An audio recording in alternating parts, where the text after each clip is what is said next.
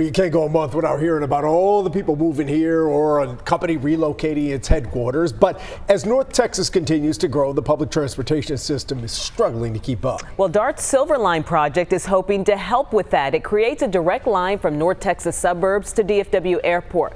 But there's concern tonight. Let's get to our David Goins. What's the problem here, David? Well, we're looking at a very specific part of North Dallas, and we're talking about railroad crossings. As we mentioned, construction of the Silver Line is already underway, but there's still a lot of talk about how to handle busy crossings through specific parts of North Dallas. Take a look. Now, you see there it is, the route for the Silver Line. It's 26 miles long. Plano on the east side. It connects all the way to DFW Airport on the west. Long time coming. This exists along the old Cotton Belt rail line. Specifically, we're talking about far North Dallas, where it crosses over Hillcrest and Coit.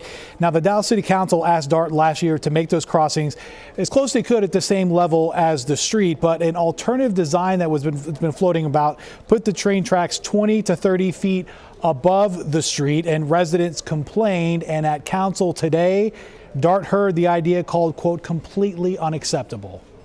So interesting that as you're talking about D2, you're talking about reinvigorating space and exciting things happening. And then you get to this project and you're talking about innovative solutions. But what I'm telling you is these are destructive solutions. Yes, it's a serious issue. It's very serious for those residents that are adjacent to the corridor. And so we appreciate that. We understand that. That is DART President Gary Thomas. He said the above ground alternative, or high above the street, was just one crossing design that engineers are looking at. DART says it'll keep looking at different crossings in North Dallas as they move forward. But as we know, the Silver Line is coming. The construction groundbreaking started in Plano last fall, and it should be up and operational by 2022. Back to you.